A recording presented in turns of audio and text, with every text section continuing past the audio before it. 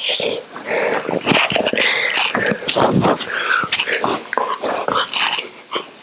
Vzácná bytosti. Já se jmenuji Judita Berková a vítej u mého podcastu Trénink intuice. Já mám na sobě právě tyto šaty, protože jsem dotočila další můj celostní kurz Probouzení sexuální energie a znovuzrození hadí síly. A to mě vedlo k tomu, že by bylo dobré natočit podcast jenom o intuici, protože my jsme se v tomto kurzu učili, nebo spíš jsme se rozpomínali na to, jaké máme přirozené schopnosti, kterým se ale říká v dnešní době nadpřirozené. A jedna z nich je právě intuice.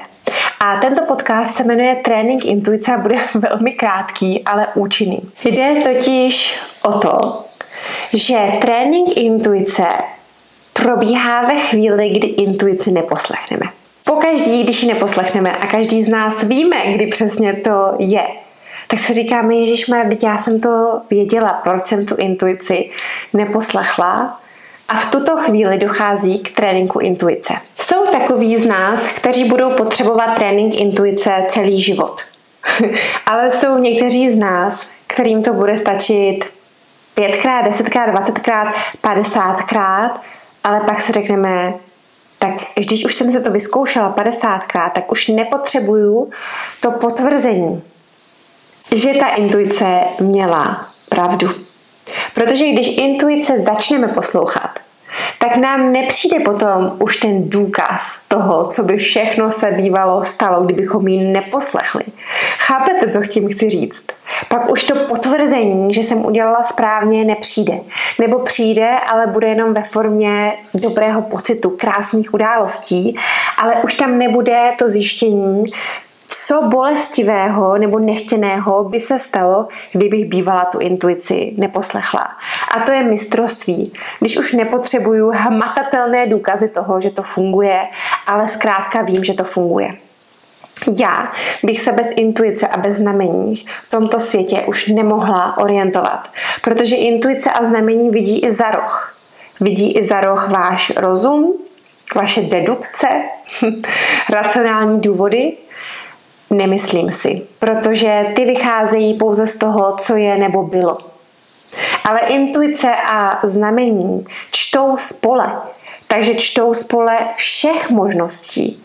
Vidí do všech stran a směrů. Nemají takovéto krátkozraké tunelové vidění. Vzácná bytosti. Říkala jsem, že to bude krátké a je, protože je to velmi jednoduché.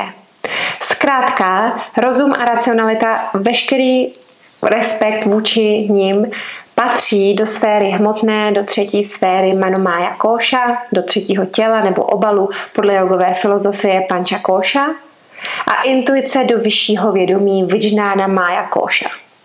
Takže staří jogíni už to věděli. Proč jsme na to zapomněli? Proč jsme se nechali převálcovat rozumem? Ano, je skvělé takzvaně rozumět věcem.